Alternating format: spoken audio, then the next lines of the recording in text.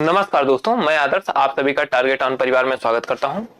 आज आपको 12 बजे दो टेस्ट प्रोवाइड किया गया था, उसका सलूशन लेके मैं आपके समक्ष उपस्थित हूं। और इस श्रृंखला की बात करें तो ये 8वीं नंबर की श्रृंखला है। अभी तक आपको 7 टेस्ट दिए जा चुके हैं, जिसका सलूशन आपको शाम को 7 बजे जो है अवेलेबल करा दिया जाता है आपके लिए। ठीक है, बात करें इस टेस्ट की तो इसमें अरिथमेटिक के 10 क्वेश्चन लिए जाते हैं, अरिथमेटिक के 10 क्वेश्चन लिए जाते हैं और एडवांस मैथ के 10 क्वेश्चन लिए जाते हैं।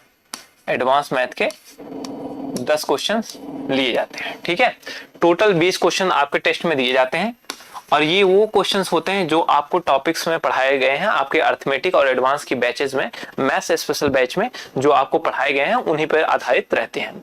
ना कि ये केवल टेस्ट है, ये आपके प्रैक्टिस के भी उद्देश्य से बनाया गया है। इस टेस्ट को ऐसे डिजाइन किया जाता है जिससे आपके जो भी टॉपिक्स आपने पढ़े हैं उस पर जिस प्रकार के क्वेश्चन बन सकते हैं, जो भी क्वेश्चन बन सकते हैं उसके आधार पर यह टेस्ट आपके लिए बनाया जाता है। ठीक है, इस टेस्ट के पहले क्वेश्चन को देखें। पहला क्वेश्चन क्या है? पहले क्वेश्चन की बात करें तो वह छोटी से छोटी संख्या ज्ञात कीजिए जिसे 23, 12, 28 में जोड़ने पर प्राप्त संख्या 33 से पूर्णतः विभाजित हो। Find the smallest number which when added to 2, 3, 1, 6, 1, 2, 2, 8 gives a number which is exactly divisible by 33। ठीक है, बेसिकली ये क्वेश्चन क्या करना चाह रहा है कि वह संख्या छोटी छोटी ज्ञात करना जो 33 से विभाज्य हो और इसमें जोड़ना हो। यानी कि एक संख्या आपको दिया गया है, उसमें पूछा है क्या संख्या जोड़ दें कि 33 से डिविजिबल हो जाए। तो सबसे पहले हम 33 को 2 पार्ट में तोड़ देते हैं। 33 को हमको पता है 11 इंटू 3 के पार्ट उसमें लिखा जा सकता है। अब बात ये करें तो ये नंबर पहले देखें 3 से डिविजिबल है कि नहीं। अगर देखा जाए कि 3 2 5 1 6 6 2 8 8 2 10 10 8 18 यानी कि 18 और 18 3 से डिविजिबल है, यानी कि ये संख्या 3 से डिविजिबल है।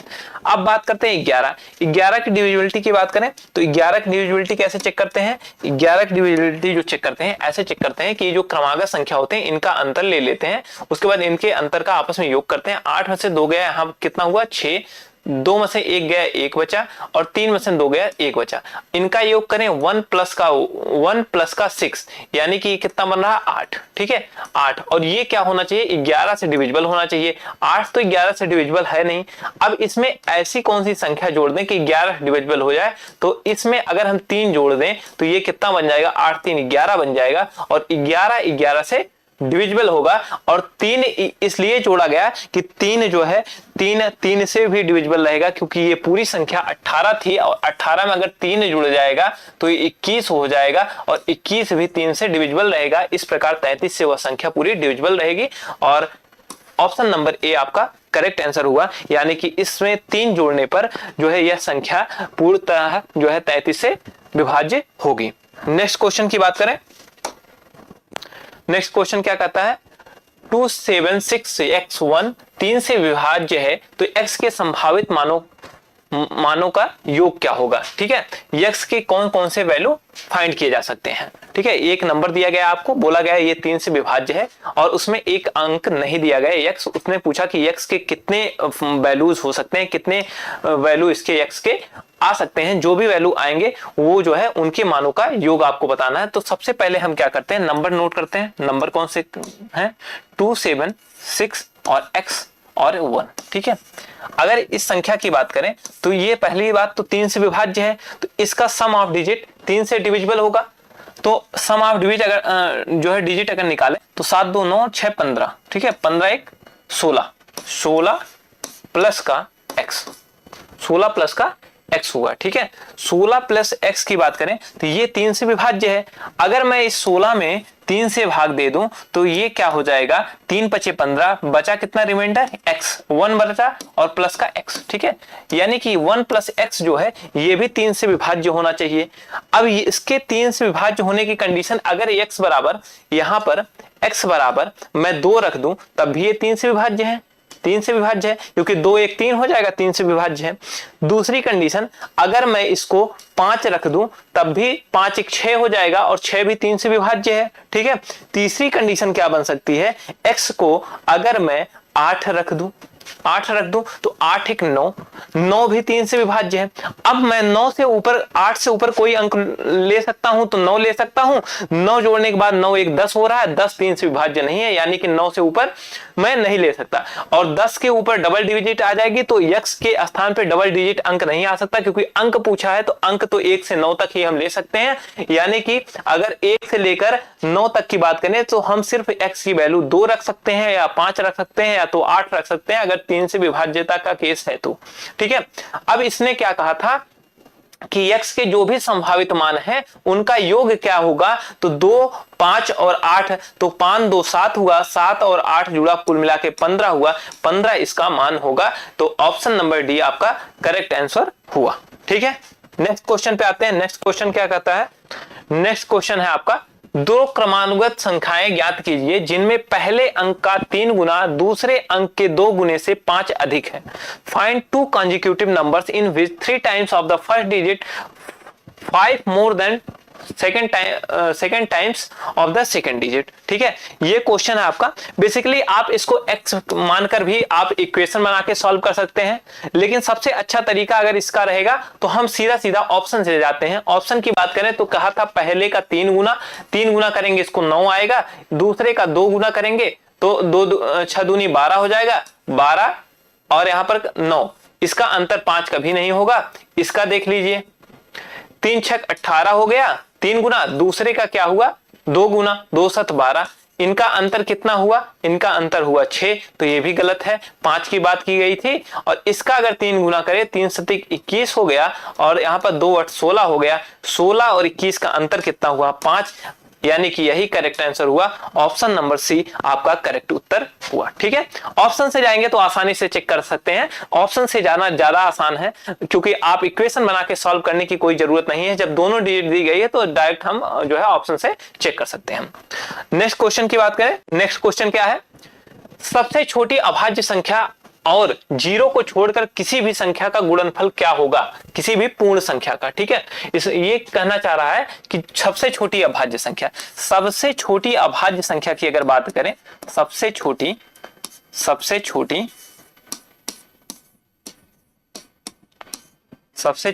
अभाज्य,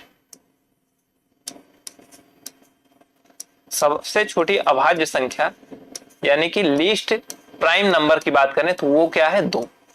सबसे छोटी अभाज्य संख्या क्या है 2।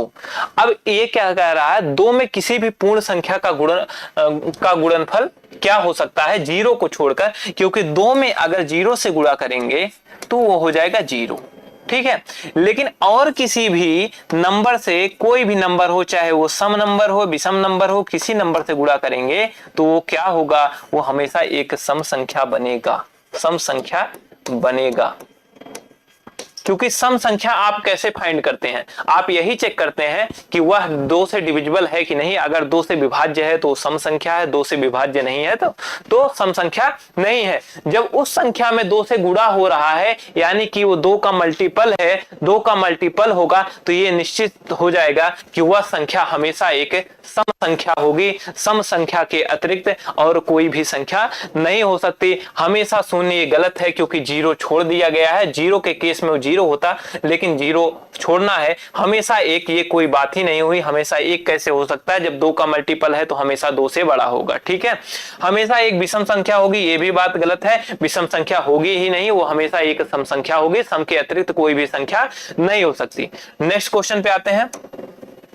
नेक्स्ट क्वेश्चन आपका क्या कहता है, निम्नलिखित में से कौन सी संख्या अभाज्य है। देखिए, अभाज्यता जब आपको चेक करनी होती है किसी भी संख्या की अभाज्यता, तो आज एक कंडीशन आप जान लीजिएगा, कभी भी जो भी नंबर रहे, जैसे मान लीजिए यहां पर आपको दे दिया गया है 210, तो सबसे पहले चेक करेंगे कि ये 210 किस नंबर के स्क्वायर जो है इससे बड़ा होगा। यानी कि अगर हम देखा जाए 16 का स्क्वायर कितना होता है 256 होता है, 256। इससे नीचे अगर देखेंगे तो 15 का स्क्वायर कितना होता है 225 होता है, 225। और इससे नीचे अगर देखेंगे तो 14 का स्क्वायर कितना होता है 196 होता है। तो अगर देखें तो 2 से 10 से जस्ट बड़ी स्क्वायर वाली नंबर क्या है 15। ठीक है, तो अब ऐसे कंडीशन में आप क्या करेंगे, 15 से नीचे जो भी अभाज्य संख्याएं हैं, जो भी अभाज्य संख्याएं हैं उन अभाज्य संख्याओं से इस संख्या में भाग देंगे। अगर भाग देने पर यह संख्या उन अभाज्य संख्याओं से नहीं कटती है तो ये निश्चित तौर पर अभाज्य संख्या होगी। अभाज्यता इस प्रकार किसी नंबर की चेक की जाती है, यानी कि वो नंबर जो है उसका उससे ज्यादा वाली, जस्ट ज्यादा वाली जो वर्ग संख्या होगी, उससे नीचे की जितनी भी अभाज्य संख्याएं होंगी उससे भाग देने पर अगर वह नंबर नहीं कटता है तो वह अभाज्य संख्या होगी। एक चीज अगर हम ऑप्शंस में देखें तो एक चीज मुझे दिख रही है 7 2 9 9 3 12, यानी कि ये 3 से ही विभाज्य होगा, तो इसकी बात खत्म। ये अभाज्य संख्या हो ही नहीं सकता क्योंकि ये 3 से विभाज्य होगा। दूसरा अगर हम देख लें, एक चीज और दिख रहा है हमको 4 2 6 3 9, इसका डिजिटल योग कितना आ रहा है 9, यानी कि यह संख्या 9 से भी कटेगी 3 से भी कटेगी, तो ये अभाज्य हो नहीं सकती। दो ऑप्शन आपके खत्म हो गए, ना डी हो सकता है ना बी हो सकता। अब बचा ए और सी। अगर हम ए पे आते हैं तो ए कितना है 263। 2 से 63 से बड़ा किस नंबर का स्क्वायर होता है, तो आप कहेंगे 16 का स्क्वायर 256 होता है। तो ये छोटा है तो 17 का स्क्वायर डेफिनेटली इससे बड़ा होगा। 17 का स्क्वायर आपका होगा 289 जो कि 263 से बड़ा है, यानी कि 17 से जो भी छोटी अभाज्य संख्याएं हैं उनका विभाज्यता हम उसमें चेक कर लेंगे। 2 से छोटी अभाज्य संख्याओं की बात करें तो 2 है, आपकी 3 है, आपकी 5 है, 5 के अतिरिक्त क्या है 7 है, 7 के बाद आपका 11 है और 13 है और बस, और 17 है नेक्स्ट संख्या, तो 17 से हमको चेक नहीं करना। ठीक है, 2 3 5 7 11 और 13 इन्हीं से हम चेक कर लेंगे कि ये है कि नहीं। ठीक है, 2 से ये विभाज्य होगा नहीं क्योंकि लास्ट अंक 3 है, विषम संख्या है, तो 2 से विभाज्य होगा नहीं। एक कंडीशन ये कट गई। ठीक है, 3 से बात करें तो 6 2 8 3 11 हुआ, ये कटेगा नहीं, 3 कट गई। ठीक है, 5 की बात करें तो लास्ट अंक 5 या 0 होना चाहिए, तो इस कंडीशन में भी कट गई, यानी कि ये नहीं भाग जाएगा। 7 की बात करें, 7 से भाग देके चेक कर ले, या तो लास्ट डिजिट में 2 गुना करके इसमें घटा दिया जाता है तब चेक किया जाता है, या तो डायरेक्ट छोटी संख्या है तो 7 से भाग देके ही चेक कर लेते हैं। 7 त्रिक 21 होता है, 5 बचा 53 हो गया, 7 7 49, ये नहीं कटेगी 7 से, यानी कि 7 भी गया। 11 की बात करें तो 11 दूनी 22 होता है, 4 बचा 43 हुआ, 11 दूनी 22, 11 3 11 चौक 44 होगा। इस कंडीशन में ये 11 से भी नहीं कटेगा, यानी कि 11 की भी विभाज्यता नहीं आएगी। ठीक है, 13 की बात करें, 13 से भाग दे, 13 दूनी 26, लेकिन 3 बच गया, यानी कि यही आपकी अभाज्य संख्या होगी। अन्य नंबर मुझे चेक करने की जरूरत नहीं है। 263 की बात करें तो 263 एक प्राइम नंबर है, 263 एक क्या है प्राइम नंबर है, इस प्रकार से आप चेक कर सकते हैं। तो कुल मिला के प्राइम संख्या चेक करने की एक ये जो है रूल है कि कोई भी संख्या हो उस संख्या से छोटा वाला जो स्क्वायर होगा उससे नीचे जितनी भी अभाज्य संख्याएं होंगी, अभाज्य संख्याएं, भाज्य से आपसे मतलब नहीं है, सिर्फ अभाज्य संख्याएं, उससे छोटी जितनी भी अभाज्य संख्याएं हैं उससे भाग देकर आप चेक कर लीजिए। अगर वह संख्या नहीं कट रही है तो निश्चित है कि वह एक अभाज्य संख्या या प्राइम नंबर होगी। नेक्स्ट क्वेश्चन पे आते हैं। नेक्स्ट क्वेश्चन क्या है? नेक्स्ट क्वेश्चन में है 45 23 की पावर 1632 है और 22 44 पावर 1632 है, 32 25 की पावर 1632 है और पूछ रहा है इकाई के स्थान पर आने वाला अंक क्या होगा, what will be the unit digit at units place in this. ठीक है, इतने में आपकी इकाई अंक क्या होगा। इकाई अंक की बात करें, एक चीज मुझे बहुत तुरंत दिख रही है, बिना सॉल्व किए मुझे दिख रही है। एक चीज मैं बता दूं आपको, कुछ चीजें क्वेश्चन देखने के बाद ही समझ में आ जाती हैं। एक चीज मुझे दिखा, इन सबको छोड़ो, एक चीज मुझे दिखा यहाँ 4 है, यानी कि 2 का मल्टीपल ही आएगा चाहे जो यूनिट डिजिट आए। ठीक है, एक चीज यहां दिखा 5 है और 5 हमेशा 5 ही रहता है यूनिट डिजिट। ठीक है, जब भी 5 और 2 मिलते हैं तो ये क्या बनाते हैं 0। जब एक बार लास्ट में यूनिट डिजिट 0 आ गई तो हमेशा 0 आएगी, इसके अतिरिक्त कुछ नहीं आएगी, तो हम सीधा आंसर क्या करेंगे 0 मार करके चले आएंगे, मुझे निकालने की पूरी जरूरत नहीं है। ठीक है, ऐसे स्मार्ट अप्रोच आपको रखने हैं। पूरा क्वेश्चन हमेशा सॉल्व नहीं किया जाता है, कुछ क्वेश्चंस पे हमें उत्तर दिखते रहते हैं, हमको सिर्फ टिक करना रहता है। तो कभी कभी ऐसा होता है कि हमको क्वेश्चन पूरा सॉल्व करने की जरूरत नहीं होती है। हम अगर पूरा सॉल्व करते हैं तो अपना समय नष्ट करते हैं और इसके अतिरिक्त कुछ नहीं करते हैं। पूरा क्वेश्चन सॉल्व करने की जरूरत ही नहीं थी, हमको 4 दिख गया, 5 दिख गया, और जब 4 और 5 का गुणा होगा तो हमेशा 0 बना देगा, और एक बार अगर 0 आ गया तो पूरे इक्वेशन में 0 ही आएगा। ठीक है, तो नेक्स्ट क्वेश्चन पे चलते हैं। क्वेश्चन नंबर 6 आपका डन हुआ। क्वेश्चन नंबर 7, क्वेश्चन नंबर 7 की अगर बात करें तो फैक्टोरियल 50 है गुणे फैक्टोरियल 70 है प्लस का फैक्टोरियल 20 में अंतिम शून्यों की संख्या ज्ञात कीजिए। Find the number of trailing zeros in 50 factorial into 70 factorial plus का 20 फैक्टोरियल। ठीक है, एक चीज मैं आपको बता दूं, जैसे अभी मान लो आपको कोई संख्या दे दी गई, मान लो आपको संख्या दे दी गई 2100 दे दी गई और फिर आपसे बोला गया इसमें आप 30 जोड़ दीजिए, 30 जोड़ दीजिए। ठीक है, तो आपसे पूछा गया जब जोड़ेंगे तो अंत में शून्यों की संख्या क्या आएगी। सीधी सी बात है, आप ऐसे लिखेंगे 3 और 0, जब इसको ऐसे जोड़ेंगे तो 0 के नीचे 0, 0 के नीचे यहाँ 3 और 1 और 2 3130 आएगी। लास्ट में सिर्फ एक 0 होगा। एक 0 किस लिए आया, क्योंकि ये जो छोटी वाली संख्या है इसमें एक 0 था इसलिए एक 0 आया। बड़ी वाली संख्या में 2 0 था तो बड़ी वाली संख्या से कोई मतलब नहीं है।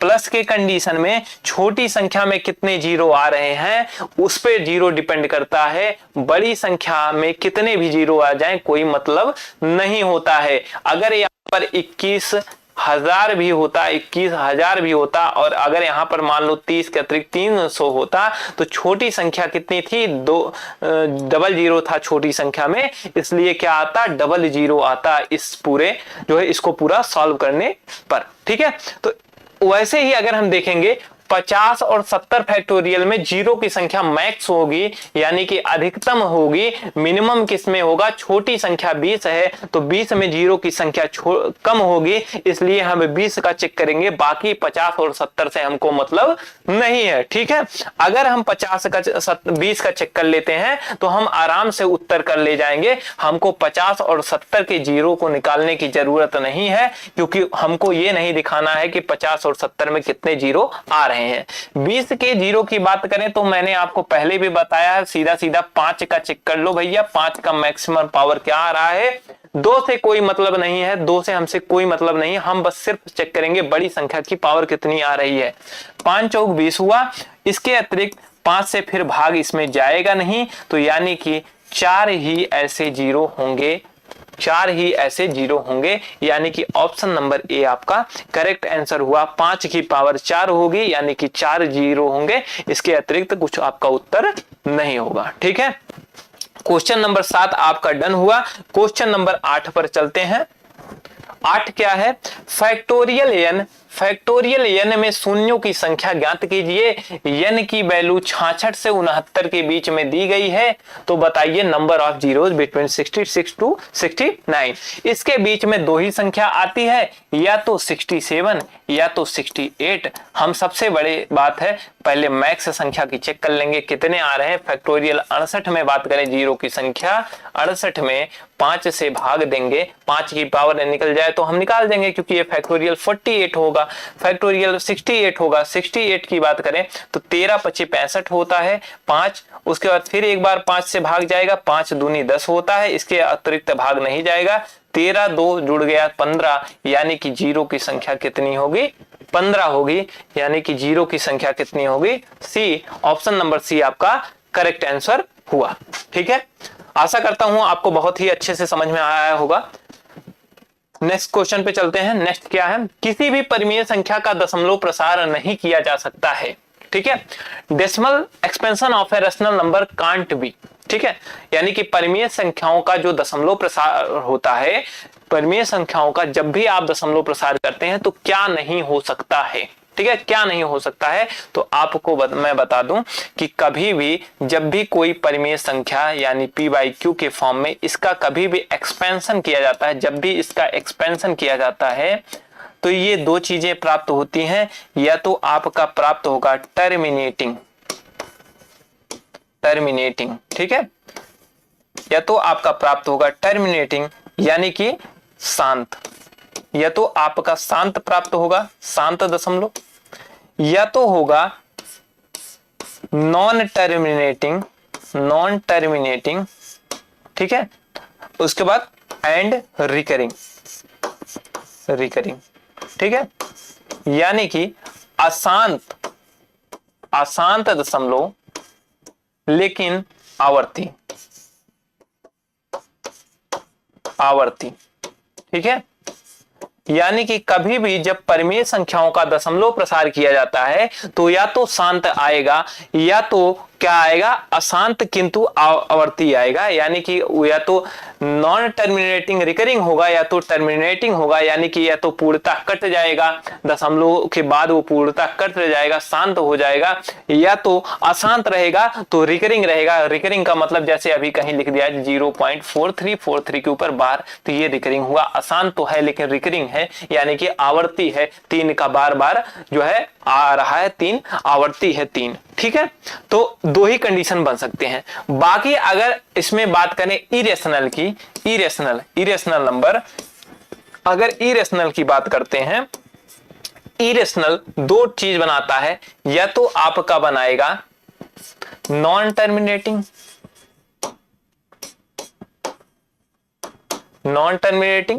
अशांत, ये अशांत हुआ, अशांत होगा, ठीक है, और नॉन रिकरिंग होगा, यानी कि क्या होगा, अनावर्ती होगा, यानी कि आवर्ती नहीं होगा, बार बार उसका जो है रिपीटिशन नहीं होगा, यानी कि रिपीटिंग डेसिमल नहीं होगा, अनावर्ती होगा। जब अपरिमेय संख्याओं की बात होती है, जब भी कभी अपरिमेय संख्याएं होंगी, कभी भी अगर अपरिमेय संख्याएं हैं, ठीक है, अपरिमेय संख्याएं हैं, तो कभी भी दशमलव जो है उसका या तो नॉन टर्मिनेटिंग रहेगा यानी कि अशांत रहेगा, या तो रिकरिंग रहेगा यानी कि नॉन रिकरिंग रहेगा, अनावर्ती रहेगा।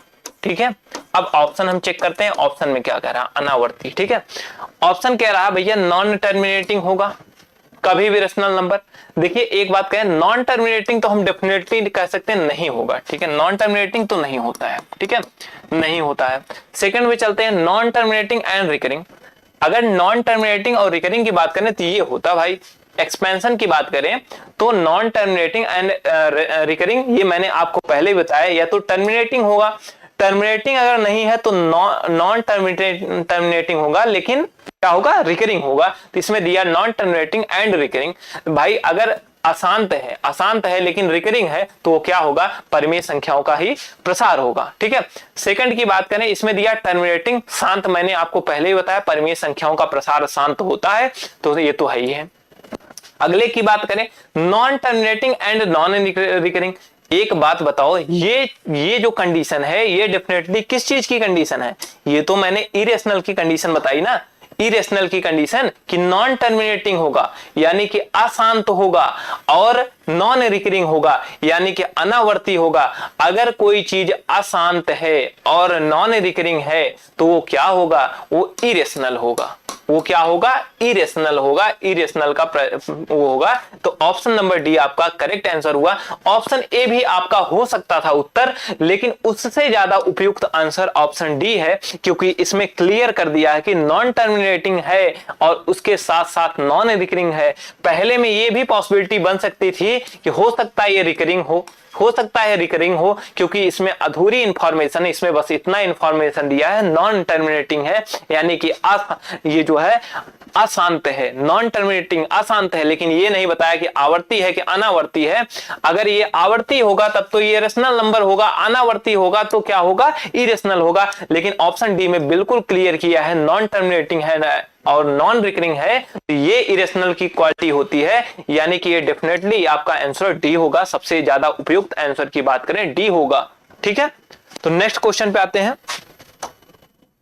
नेक्स्ट क्वेश्चन क्या है, एक अनवसानी आवर्ती। ठीक है, अनवसानी का मतलब होता है नॉन टर्मिनेटिंग या अशांत, जिसको मैं अशांत बोल रहा था, अशांत वही अनवसानी है। ठीक है, अशांत है। ठीक है, ये चीज आप याद रखिए, अशांत। एक अनवसानी आवर्ती दशमलव को पहचाने। ठीक है, यानी कि ये कहना चाह रहा है एक नॉन टर्मिनेटिंग रिपीटिंग डेसिमल, यानी कि नॉन टर्मिनेटिंग रिकरिंग। रिपीटिंग का मतलब रिकरिंग भी होता है, ये आप समझ लीजिए। रिकरिंग अगर आपको रिकरिंग लिखा जाए तो इसका मतलब होता है रिपीटिंग। ठीक है, यानी कि आवर्ती, बार बार आने वाला। ठीक है, अब इसमें पूछ लिया, पहली बात तो हम आपको एक चीज मैं पहले भी बता चुका हूं, जब भी कभी आप टर्मिनेटिंग चेक करते हैं, टर्मिनेटिंग, ठीक है, यानी कि शांत, जब भी आप शांत चेक करते हैं तो मैंने आपको कहा था कि हमेशा जो फ्रैक्शन में डिनोमिनेटर होगा, डिनोमिनेटर हमेशा 2 की पावर m इंटू 5 की पावर n की फॉर्म में होनी चाहिए। ठीक है, ये शांत के कंडीशन में होता। अब एक चीज मुझे यहां पर देखिए, अगर मैं इसको काट दूं तो क्या होगा, 8 तिरिक 24 और 8 दूनी 16, 200। और 200 क्या है, 200 को हम क्या लिख सकते हैं, 200 को हम लिख सकते हैं ऐसे, हम लिख दें 2 गुणे 2, ठीक है, गुणे 5 गुणे, ठीक है, तो हो गया 200। यानी कि 2 की पावर, अगर मैं इसको लिखना चाहूं 3, और यहां पर 50 को लिख सकता हूं 2 गुणे 50 को लिख सकता हूं 2 गुणे 25, तो 25 को 5 का स्क्वायर, ठीक है, और 2 की 3 और 5 का स्क्वायर, यानी कि इसको 2 की पावर n और 2 की पावर 5 की पावर n में लिख सकता हूं। यानी कि ये क्या है, ये आपका शांत है, ये क्या है, शांत है। और इसमें क्या पूछा है, अशांत पूछा है और आवर्ती पूछा है, यानी कि अशांत आवर्ती पूछा है, जबकि ये शांत है। सेकंड ऑप्शन की अगर हम बात करते हैं, सेकंड ऑप्शन, तो सेकंड ऑप्शन में भी दिख रहा है हमको 800 क्या है, 1600 का डबल है, यानी कि 2 गुना कर दिया गया है। यानी कि इसको क्या लिख सकते हैं, 2 गुना हो जाएगा तो 2 की पावर 4 हो जाएगा और 5 का स्क्वायर हो जाएगा। यानी कि ये भी क्या है, ये भी आपका शांत है। ठीक है, सी ऑप्शन की बात करें तो इसमें पहले ही 2 की पावर 2 और 5 की पावर 3 दिया है, यानी कि ये भी क्या है, शांत है। अब बचा डी ऑप्शन, जो कि आपका करेक्ट आंसर होगा। और आप देख भी सकते हैं, इसको 2 की पावर m 5 की पावर n दिया है, लेकिन उसके अतिरिक्त ये वाली चीज गड़बड़ दे दी, 7 की पावर दे दिया। इसी 7 की वजह से ये क्या होगा, ये आपका नॉन टर्मिनेटिंग हो जाएगा, नॉन टर्मिनेटिंग हो जाएगा। और अगर ये नॉन टर्मिनेटिंग हुआ तो एक ही ऑप्शन है, नॉन टर्मिनेटिंग रिपीटिंग पूछा था तो एक ही ऑप्शन है नॉन टर्मिनेटिंग वाला, बाकी सब टर्मिनेटिंग है, तो यही आपका उपयुक्त आंसर हुआ। इस प्रकार आपका विकल्प डी सही उत्तर है। ठीक है, नेक्स्ट क्वेश्चन पे आते हैं। नेक्स्ट क्वेश्चन क्या कहना चाह रहा है, यहां पर आपका क्या हुआ, अरिथमेटिक आपका जो भी अरिथमेटिक का पोर्शन था 10 क्वेश्चन वो आपके कंप्लीट हुए। अब आपके एडवांस मैथ के क्वेश्चंस आए हैं। ठीक है, एडवांस मैथ के आपके क्वेश्चन आए हैं। अरिथमेटिक पोर्शन आपका पूरा तरीके से कंप्लीट हुआ, जो भी आपको टेस्ट में दिया गया था। आइए अब देखते हैं आपका अरिथमेटिक के क्वेश्चन। ठीक है, अरिथमेटिक क्वेश्चन की बात करें तो पहला क्वेश्चन क्या है, यदि एक समभुज त्रिभुज एक भुजा 6√3 सेंटीमीटर है, 6√3 सेंटीमीटर है, तो इसकी ऊंचाई क्या होगी, इसकी हाइट क्या होगी। हमेशा आपको ये बताया गया होगा कि कोई भी समबाहु त्रिभुज है, समबाहु त्रिभुज है, अगर समबाहु त्रिभुज है तो इस कंडीशन में क्या होता है, हाइट जो होती है, जो हाइट होती है समबाहु त्रिभुज की, वो क्या होती है, √3/2a होती है। ए क्या है, ए भुजा है, ए इसकी साइड्स हैं समबाहु त्रिभुज की। ठीक है, अब इसमें देखें तो इसने दिया एक भुजा इतनी दी, हाइट पूछ लिया, तो सीधा सीधा आपको कुछ नहीं करना, 3/2 करना है और ए के स्थान पे 6√3 रखना है। 2/3 6 होता है और 3 का इसमें गुणा होगा 3 बना देगा, तो 3 गुणे 3 हो जाएगा बराबर 9। आपका करेक्ट आंसर हुआ 9 सेंटीमीटर। ऑप्शन ए आपका करेक्ट आंसर है। निकालना चाहें तो आपको अगर ये फार्मूला नहीं याद होता, ये वाला फार्मूला नहीं याद होता, तो आप कुछ नहीं, आप यहां से एक क्या करते, एक यहां पर से मीडियन डालते। मीडियन क्या होता, क्योंकि ये भुजा बराबर रही, तो ये यहां से जब मीडियन डालते तो इसको 2 भागों में बांट देता। यानी कि अगर ये 6√3 था तो ये वाला भाग 3√3 हो जाता, 3√3 हो जाता। और ये आपको पता है ये 90 डिग्री का कोण बनता, ये आप यहां से निकाल सकते थे पाइथागोरस प्रमेय का प्रयोग करके, पाइथागोरस से। ठीक है, पाइथागोरस प्रमेय से आप ये निकाल सकते थे। लेकिन मैं कहूंगा कि आप ये जो है फार्मूला जरूर याद रखें समबाहुभुज के त्रिभुज के उस लिए। ठीक है, अब नेक्स्ट क्वेश्चन पे आते हैं। नेक्स्ट क्वेश्चन क्या है, त्रिभुज एबीसी PQR में इस प्रकार समरूप है कि इनके परिमाप क्रमशः 36 और 24 हैं। यदि PQ 10 है, AB का मान ज्ञात कीजिए। आपको मैंने भी पहले ही बताया, अगर 2 त्रिभुज समरूप हैं तो उनके परिमाप 1 परिमाप 2, ठीक है, यानी कि दूसरे त्रिभुज का परिमाप 2, ये बराबर साइड 1 यानी कि साइड 1 अपॉन साइड 2 होता है, साइड 2 होता है, इक्वल टू मीडियन 1 होता है, मीडियन 2 होता है, इक्वल टू हाइट 1 होता है, हाइट 2 होता है, ये सब क्या होते हैं, एक ही अनुपात में होते हैं। तो सीधा सीधा हमसे पूछा क्या था, उसकी एक साइड PQ 10 दी है, तो AB का मान आपसे पूछा है। तो एक चीज हमको कंफर्म है, परिमाप पहले का कितना दिया है 36, दूसरे का कितना दिया है 24, यानी कि ये क्या हो गया, 4 से काटे 4 9 36 और 4 6 24, यानी 9:6 के अनुपात में है। ऊपर क्या था, पहले ABC था, ABC था त्रिभुज, नीचे PQR था और PQ की वैल्यू दिया है, तो नीचे वाले की वैल्यू कितनी दी है, 10 सेंटीमीटर थी, 10 सेंटीमीटर है। यानी कि अगर देखें तो 3 की वैल्यू कितनी हो जाएगी, 2 से भाग दिया 6 में तो 3 आया, 2 से भाग दिया 10 में तो 5 सेंटीमीटर, ये बन गया आपका 5 सेंटीमीटर। 3 की वैल्यू 5 सेंटीमीटर और पूछा आपसे कितना है 9 की वैल्यू, 3 से अगर गुणा किया तो 9 बन गया, 9 की वैल्यू कितनी हो गई, 3 × 5 = 15 सेंटीमीटर। यही आपका करेक्ट उत्तर हुआ। ठीक है, इस प्रकार आपका ये option number A correct answer हुआ। आशा करता हूं आपको अच्छे ढंग से ये समझ में आ रहा होगा जो भी आपको बताया जा रहा है। ठीक है, आपके कॉन्सेप्ट का बहुत अच्छे से रिवीजन हो रहा होगा, बाकी आपको प्रैक्टिस में नए नए क्वेश्चंस तो मिल ही रहे हैं। ठीक है, नेक्स्ट क्वेश्चन की बात करूं, त्रिभुज ABC में बिंदु D और E क्रमशः भुजाओं AB और AC इस प्रकार हैं कि DE पैरेलल BC और AD DB का अनुपात 3:1 है। यदि EA 3:3 सेमी है तो AC, ठीक है, 3.3 सेंटीमीटर है, तो AC का मान ज्ञात कीजिए। AC की वैल्यू पहले त्रिभुज बना लेते हैं, कहना क्या चाह रहा है। ठीक है, ABC है, मान लो ऐसे मैंने बना लिया A, यहां मैंने ले लिया B और यहां पर मैंने ले लिया C। ठीक है, इसने क्या कहा, बिंदु DE क्रमशः बिंदु AB और AC में इस प्रकार है, DE पैरेलल PC, यानी कि अगर यहां पर मैं D मान लूं, यहां पर मैं E मान लूं और DE यानी कि इसको मिलाया, ये दोनों आपस में, ये वाली रेखा और ये वाली रेखा आपस में क्या है, पैरेलल है, यानी कि समांतर है। ठीक है, और AD और DB का अनुपात दिया है, यानी कि AD ये 3 है तो DB क्या है, 1 है, ये 1 है। तो पूछा क्या है, AD और पूछा क्या है, EA दिया है। अच्छा, ये दिया है, ये इसकी वैल्यू कितनी दी है, 3.3 सेंटीमीटर। ठीक है, और पूछा क्या है, पूरा AC यहां से लेकर यहां तक पूछा है। आपको बताया गया होगा थेल्स थ्योरम। नेक्स्ट स्लाइड पे आपको बता दूं कि आपको क्या बताया होगा, थेल्स थ्योरम। यहां से आप पढ़ा होगा आपने थेल्स थ्योरम। ये मान लो A है, ये BC है और ये D है और ये E है।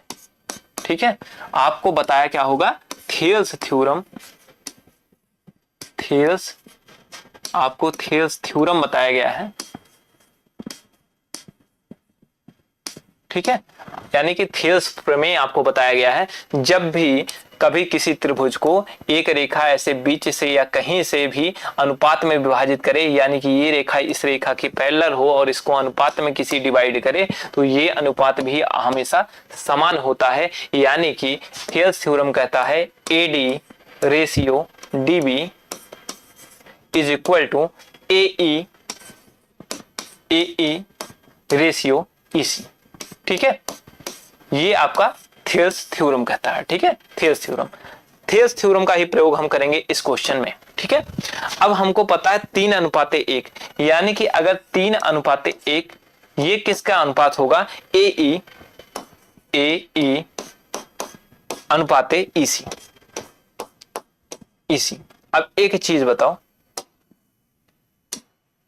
एक चीज आपको दिख रही होगी, ये 3 की वैल्यू कितनी दी है, AE 3.3 दी है, तो 1 की वैल्यू कितनी हो जाएगी, 1.1 हो जाएगी। और अब पूरी भुजा ये कितनी है, पूरी भुजा कितनी है, ये 3 है, ये 1 है, ये 3 है, ये 1 है, दोनों मिल गए तो ये बना दिया आपका 4। यानी कि अगर A से बात करें, A और C, AC कितनी है, 4 है, तो AC 4 है, 1 की वैल्यू 1.1, तो 4 की वैल्यू क्या होगा, 4 से गुणा होगा, 4 1 के 4, 4 1 के 4, यानी कि 4.4, यानी कि ये पूरी AC रेखा आपकी AC की वैल्यू क्या होगी, 4.4 सेंटीमीटर, यानी कि ऑप्शन C आपका करेक्ट आंसर हुआ। ठीक है, नेक्स्ट क्वेश्चन पे आते हैं। एक चतुर्भुज के विकर्ण चतुर्भुज की एक भुजा 25 डिग्री, एक भुजा पर 25 डिग्री झुके हुए हैं। ठीक है, विकर्णों के बीच निर्मित होने वाला न्यून कोण है। ये कह रहा है एक आपके पास चतुर्भुज है, एक आपके पास क्या है, चतुर्भुज है। एक मान लीजिए आपके पास ऐसे कोई चतुर्भुज है, ठीक है, कोई भी चतुर्भुज है। इसने कहा कि चतुर्भुज की एक भुजा पर 25 जो है डिग्री पर झुके हुए हैं विकर्ण, ठीक है। विकर्ण को झुका दो भाई, ऐसे कराओ, ठीक है, एक विकर्ण, दूसरा विकर्ण ऐसे हो गया। लेकिन ये कह रहा है ये 25 डिग्री पे झुका हुआ है, यानी कि ये वाला एंगल 25 डिग्री है और ये वाला भी एंगल क्या है 25 डिग्री है, यानी कि दोनों विकर्ण क्या है 25-25 डिग्री पे झुके हैं, ठीक है। अगर मैं इसको मान लूं A है, ये B है और ये C है और ये D है, तो एक चीज यहाँ O पर काटता है, तो एक चीज ये बताओ ये एंगल कितना होगा। अगर ट्रायंगल AOB की बात करें, AOB, तो तीनों कोणों का योग 180 डिग्री होगा। तो ये वाला एंगल हमको मिल सकता है, एंगल AOB बराबर कितना होगा 180 डिग्री माइनस का 25-25 कितना हुआ, दोनों एंगल 50, यानी कि कुल मिला के 130 डिग्री आपका बना। अब ये एंगल 130 डिग्री बना, ये क्या है 130 डिग्री, ये न्यून कोण तो है नहीं, ये अधिक कोण है। तो न्यून कोण क्या होगा, न्यून कोण ये वाला बनेगा, क्योंकि एक लाइन पर 180 डिग्री बनता है, ये 130 डिग्री है, तो ये वाला एंगल ही न्यून कोण बनेगा। अगर 180 डिग्री में से 130 माइनस कर दिया गया तो ये वाला एंगल निकल आया 50 डिग्री। यही 50 डिग्री आपका करेक्ट आंसर है। बनने वाला जो न्यून कोण होगा ये ऑप्शन नंबर बी आपका करेक्ट आंसर हुआ, ठीक है। नेक्स्ट क्वेश्चन पे आते हैं। 15 नंबर क्वेश्चन, 14 नंबर क्वेश्चन तक आपका डन हुआ, 15 नंबर क्वेश्चन पर हम पहुंच चुके हैं, ठीक है। ए का मान है, ए का मान है, the value of A is, A की वैल्यू निकालना है। एक ये देखिए आपको ऐसे एक सीधा सीधा ऐसे एक फिगर दिया गया है, आपको दिख रहा होगा ऐसे, ठीक है, एक ऐसे फिगर दिया गया है, ये यहां पर, और यहां से एक ऐसे फिगर आपको यहां पर सीधा ऐसे दिया गया, ठीक है। इसने कहा ये वाला एंगल जो है ये क्या है 75 डिग्री है, ये वाला एंगल कितना है ये 40 डिग्री है, ठीक, और ये एंगल ए है, तो इसी की वैल्यू आपको फाइंड करनी है, ठीक है। एक चीज दिखा, शीर्षाभिमुख कोण से ये एंगल कितना होगा, अगर देखा जाए तो शीर्षाभिमुख कोण से ये एंगल भी कितना होगा 75 डिग्री होगा, इसको कोई रोक नहीं सकता, ठीक है। ये 75 है तो ये भी 75 होगा, ये दोनों शीर्षाभिमुख कोण से। ये 40 है तो ये भी 40 होगा, शीर्षाभिमुख कोण से ये भी 40 डिग्री होगा, ठीक है। एक चीज दिखा, ये कोई ट्रायंगल है, ये कोई ट्रायंगल है, तो इसका जो ये एंगल होता है ये बहिष कोण इन दोनों अंतःकोणों के योग के बराबर होता है। ये बहिष कोण थ्योरम से बहिष कोण, ये तो हुआ बहिष कोण, ठीक है, ये क्या हुआ बहिष कोण हुआ। तो यानी कि ए जो होगा, ए की वैल्यू क्या होगी, ए की वैल्यू इन दोनों इंटीरियर एंगल के सम के बराबर होगा, यानी कि 75 और प्लस का कितना होगा 40 बराबर 115 डिग्री। यही आपका करेक्ट उत्तर हुआ, ऑप्शन डी आपका करेक्ट आंसर है, ठीक है। नेक्स्ट क्वेश्चन पे आते हैं। क्वेश्चन नंबर 15 आपका डन हुआ। क्वेश्चन नंबर 16 पे पहुंचते हैं। एक समांतर चतुर्भुज PQRS जिसकी भुजाओं की लंबाई दिया है 8 सेंटीमीटर, 12 सेंटीमीटर, 10 सेंटीमीटर लंबा एक विकर्ण है। दूसरे विकर्ण की लंबाई क्या होगी समांतर चतुर्भुज के। एक क्वेश्चन मैंने एक दिन लाया था, उसमें भी मैंने आपको बताया था कि समांतर चतुर्भुज कोई भी हो, कोई समांतर चतुर्भुज ऐसे हो तो उसका जो विकर्ण होता है, मान लो D1 है और D2 है और ये A है और ये B है, तो ऐसे कंडीशन में इनके भुजाओं का वर्ग, भुजाओं के वर्गों का योग का 2 गुना हमेशा क्या होता है, जो इनके विकर्णों के स्क्वायर का सम होता है उसके बराबर होता है, ठीक है। ये मैंने एक दिन और आपको बताया था समांतर चतुर्भुज के कंडीशन में, ठीक है। अब इसी पे जस्ट हम वैल्यू पुटअप कर लेते हैं। वैल्यू हमारी क्या है, इसने कहा कि दोनों भुजाओं की लंबाई दिया है यानी कि 2, ठीक है, 8 का स्क्वायर दिया है, 12 का स्क्वायर दिया है, और एक विकर्ण दिया है D1 मान लो 10 का स्क्वायर हो गया, प्लस का D2 पूछा है, D2 का स्क्वायर, ठीक है।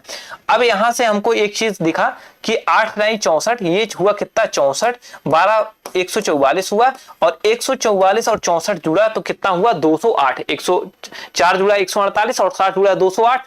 208 में जब 2 से गुणा होगा तो ये कितना बनेगा 400, ठीक है।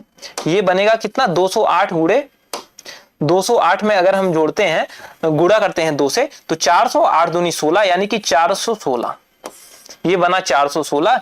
और यहां क्या बना, 10 का स्क्वायर 100 प्लस का d2 का स्क्वायर 100 इधर आया, घट जाएगा, यानी कि आपका d2 का स्क्वायर कितना हो गया, 316 हो गया। तो d2 बराबर कितना हो गया, रूट में 316 हुआ। और 316 आपको पता है 17 का स्क्वायर कितना होता है, 289, और 18 का स्क्वायर कितना होता है, 324। यानी कि 17 से 18 के बीच में ही 316 आएगा। 17 से 18 के बीच में तो 18 तो हो नहीं सकता क्योंकि कम है 324 से, ठीक है। 17 हो नहीं सकता क्योंकि 17 का स्क्वायर से बड़ा है वो संख्या, और 20 हो ही नहीं सकता, 400 वैल्यू आती है 20 का स्क्वायर। यानी कि सिर्फ एक ही ऑप्शन बचा, ऑप्शन नंबर बी 17.8 इसका करेक्ट हल हुआ, ठीक है। कभी कभी होता है ना, आपको डेसिमल निकालने की पूरी जरूरत नहीं है, कभी कभी आप ऑप्शन से एलिमिनेट कर सकते हैं। आप अब यहाँ रूट निकालने बैठते तो आपको काफी सोचना पड़ता, निकालना पड़ता। मैंने देखा ऑप्शन दूर दूर थे, 18, 17, 19, हमको पता है 17 के स्क्वायर 18 के स्क्वायर हो नहीं सकता, 20 हो ही नहीं सकता, तो बचा एक ही ऑप्शन, तो सीधा मार के हम आगे निकल गए, हम 316 का रूट क्यों निकालें, ठीक है। नेक्स्ट क्वेश्चन पे चलते हैं।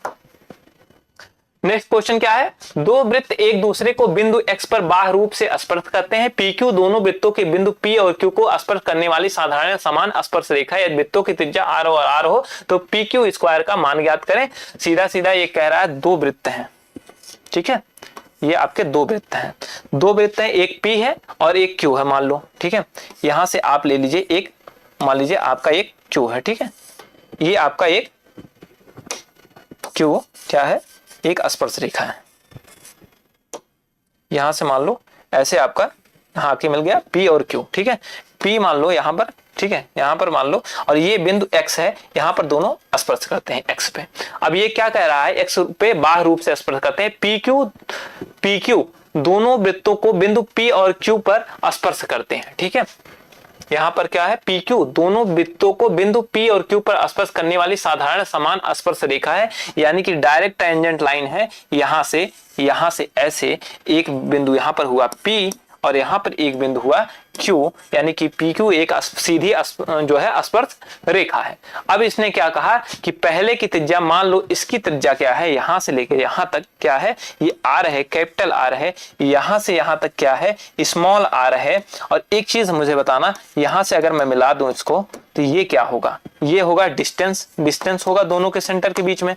और डिस्टेंस आपको मैंने बताया जब दोनों एकदम एग्जैक्ट हुए हैं, तो यहां से दोनों जब टच कर रहे हैं, मैंने कल वाले एक क्वेश्चन लिया था उसमें बताया था, जब दोनों टच कर रहे हैं तो यहां से यहां तक की दूरी कितनी हुई, R कैपिटल R, और यहां से यहां तक की दूरी हुई स्मॉल r, क्योंकि दोनों त्रिज्या होगी, यहां दोनों स्पर्श कर रहे हैं, तो डिस्टेंस कितनी हुई, डिस्टेंस की बात करें तो ये क्या हुई, R प्लस का R हुई।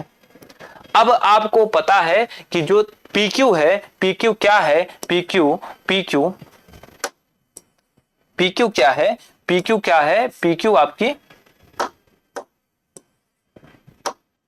आपकी जो PQ है, PQ क्या है, ये आपकी DCT है, यानी डायरेक्ट कॉमन टेंजेंट है, DCT है। और इसका फार्मूला आपको पता है कि क्या होता है, डिस्टेंस होता है, डिस्टेंस क्या, डिस्टेंस का स्क्वायर है, यानी कि R प्लस R का स्क्वायर हो जाएगा, R प्लस R का स्क्वायर हो जाएगा, क्योंकि दूरी का स्क्वायर माइनस का क्या होता है, ये दोनों R माइनस R, यानी कि दोनों त्रिज्याओं के अंतरों का वर्ग होता है, ठीक है। एक चीज दिखा, a square minus b square, एक तो या तो आप a प्लस बी का होल स्क्वायर लगा के पूरा एक्सपेंड करके करिए, नहीं तो अगर आपको कम में सोल्यूशन करना है, इसको शॉर्ट फॉर्म में करना है, तो सीधा सीधा देख रहे हैं a स्क्वायर बन रहा है, b स्क्वायर बन रहा है, तो a plus b a minus b हो जाएगा। अगर मैं एक ब्रैकेट में a प्लस बी करूंगा, तो एक चीज देखना, r और r जोड़ के 2r हो जाएगा, ठीक है, लेकिन प्लस का r माइनस का r कट जाएगा जब a प्लस बी करेंगे, ठीक है। उसके बाद ये एक ब्रैकेट में, अगले ब्रैकेट में a माइनस बी होता है। अब a माइनस बी करूं तो यहां प्लस का r है, यहां जब माइनस होगा तो माइनस r हो जाएगा, माइनस r से माइनस r कैंसिल हो जाएगा और ये माइनस वाला प्लस हो जाएगा, यानी कि ये स्मॉल 2r हो जाएगा, ठीक। अब ये क्या हो गया, 2 दूनी 4 हो गया, 4r into r into are हो गया। ठीक है, एक चीज ये बोल रहा था कि इसका स्क्वायर चाहिए पी क्यू स्क्वायर, दोनों तरफ वर्ग अगर मैं कर दूं तो ये क्या हो गया, पी क्यू स्क्वायर, इसका स्क्वायर हो जाएगा तो ये 4r और r बाहर आ जाएगा, यानी कि आपका ये हो गया 4r और r, option number A correct answer है। ठीक है, ऐसे कंडीशन में ये आपको डायरेक्ट भी बताया गया होगा कि जब बाह्य रूप से दो वृत्त आपस में स्पर्श करते हैं तो उनकी स्पर्श रेखा, उनकी DCT क्या होती है, उनकी DCT होती है 2r1 r2, 2r1 r2 होती है, वो भी रूट में 2r1 r2 रूट में होती है। तो सीधी बात है, इस DCT का स्क्वायर पूछा था, इसका स्क्वायर करते तो सीधा सीधा आ जाता 4r1 और r2। डायरेक्ट भी आप बता सकते थे अगर फार्मूला आपको जो है याद होता, नहीं याद है तो एक प्रकार से ये समझ लीजिए, ये फार्मूले की जान लीजिए, एक प्रकार से प्रूविंग है इस वाले केस में। ठीक है, अब नेक्स्ट क्वेश्चन पे आते हैं। नेक्स्ट क्वेश्चन क्या कहता है, नेक्स्ट क्वेश्चन आपका 18वां नंबर है, क्योंकि 17 तक आपके पूरे कंप्लीट करा दिए गए हैं सोल्यूशन। अब ये 18वां नंबर क्वेश्चन है। 18वां नंबर क्वेश्चन क्या कहता है, यदि केंद्र से 5 सेमी दूरी पर 24 सेमी लंबाई की एक जीवा हो तो वृत्त की त्रिज्या ज्ञात करो। ये सबसे आसान क्वेश्चन होता है वृत्त में, सीधी सी है। यहाँ पर एक मान लो सेंटर है, इसने कहा कि यहाँ पर एक जीवा है, जीवा कितनी है 5 सेमी की दूरी पर 24 सेमी लंबी जीवा है। यहां से अगर हम जीवा से एक लंब डाल दें तो ये पूरी 24 सेंटीमीटर है, ये पूरी 24 सेंटीमीटर की जीवा है। अब त्रिज्या ये वाले भाग पूछ लिया तो हम एक चीज बता सकते हैं कि अगर ये पूरी जीवा है इतनी है तो सीधी सी बात है, हमको पता है ये वाला भाग कितना होगा, यहां से लेकर यहां तक का भाग 12 होगा।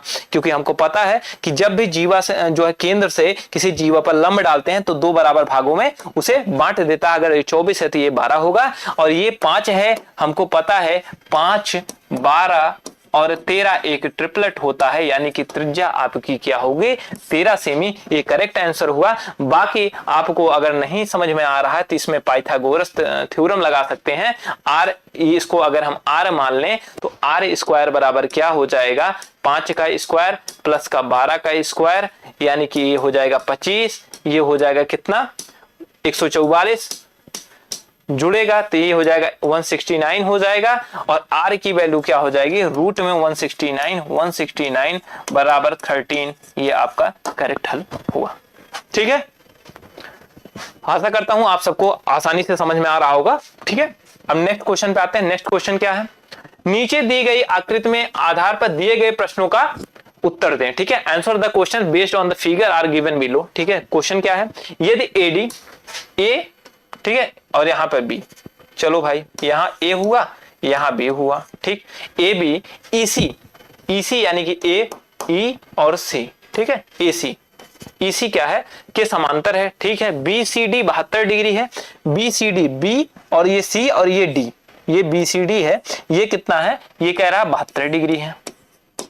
अब क्या पूछा, बी ए सी, यानी कि ये वाली एंगल वो पूछ रहा है ये एंगल कितना हुआ। ठीक है, आपको मैंने एक दिन जो है अल्टरनेट सेगमेंट थ्योरम बताया था, मैंने आपको बताया था अल्टरनेट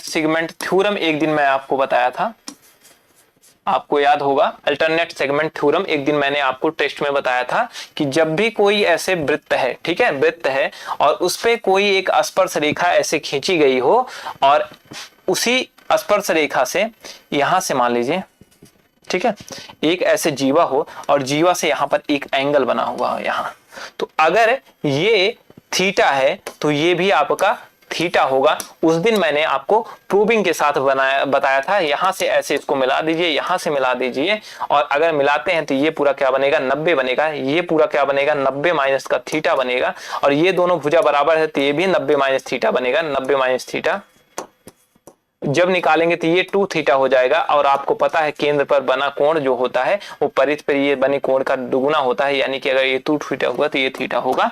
मैंने आपको उस दिन प्रूव करके भी बताया था अल्टरनेट सेगमेंट थ्योरम, और वही सेम यूज इस क्वेश्चन में है, सीधा सीधा यूज है कि यहाँ ये 72 डिग्री है, ये क्या है, ये स्पर्श रेखा है, यहाँ पर 72 बन रहा है, तो इससे ये जीवा आई है, ये सीधी जीवा आई है, तो इसके इस पे बना भी कोण भी क्या होगा, 72 डिग्री होगा। सीधा सीधा अल्टरनेट सेगमेंट थ्योरम अगर आपको याद था तो ऑप्शन नंबर बी आप लगा देते हैं। ठीक है, एक दिन मैंने बताया भी था। इसीलिए जो भी मैं प्रैक्टिस लेके आता हूं, ये तो जो ट्रायंगल के जो आपको टेस्ट दिए जाते हैं, और इसमें इसीलिए मैं बोलता हूं कि ये प्रैक्टिस के लिए भी आपके हैं। ऐसा नहीं कि सिर्फ ये टेस्ट है और इसमें एनरोल करिए टेस्ट के नाम पे, इसमें ये समझिए कि ये आपकी प्रैक्टिस कराई जा रही है। इसीलिए मैं हर जगह कॉन्सेप्ट जहां जरूरत पड़ती है वहां कॉन्सेप्ट भी बताता हूं, आपको प्रूविंग तक भी बता देता हूं कि कैसे ये आया है। ठीक है, नेक्स्ट क्वेश्चन। नेक्स्ट क्वेश्चन की बात करें तो लास्ट क्वेश्चन है आपका 20वां नंबर। नीचे दिए गए वृत्त में जीवा AB के स्पर्श रेखा DE के साथ बिंदु D पर मिलने के लिए बढ़ाया गया है, और AB 6 सेंटीमीटर है, BD 2 सेंटीमीटर है, तो DE की लंबाई ज्ञात कीजिए। AB कितना है, यहां पर दिया गया है AB 6 सेंटीमीटर, यहां पर दिया गया है 6 सेंटीमीटर। ठीक है, और क्या है, BD 2 सेंटीमीटर, यानी कि ये 2 सेंटीमीटर है, और आपसे पूछा क्या है, DE पूछा है, ये वाला पूछा है। क्या होता है, ये आपको सीधा सीधा आपको बताया गया होगा कि जब भी ऐसे प्रश्न आए स्पर्श रेखा, तो ये क्या होता है, DE का स्क्वायर क्या होता है, ये बड़ी भुजा यानी कि AD इंटू ये जो है यहां से यहां तक छोटी भुजा यानी कि DB के बराबर होता है। तो DE स्क्वायर आपको AD पता है, AD कितना होगा, 6 2 8 होगा, और आपको DB पता है, DB 2 है, 8 दूनी कितना हुआ, 16 हुआ। और अगर DE की बात करें, DE क्या होगा, अंडर रूट में 16 होगा, अंडर रूट में 16 को आप 4 लिख सकते हैं, यानी कि DE आपकी क्या होगी, 4 सेंटीमीटर। आपका ऑप्शन नंबर बी करेक्ट हल हुआ। ठीक है, इस प्रकार से आपके जो 20 क्वेश्चन थे ये पूरे कंप्लीट हुए, और आपका सॉल्यूशन पूरा 20 क्वेश्चन का आपको करा दिया गया है।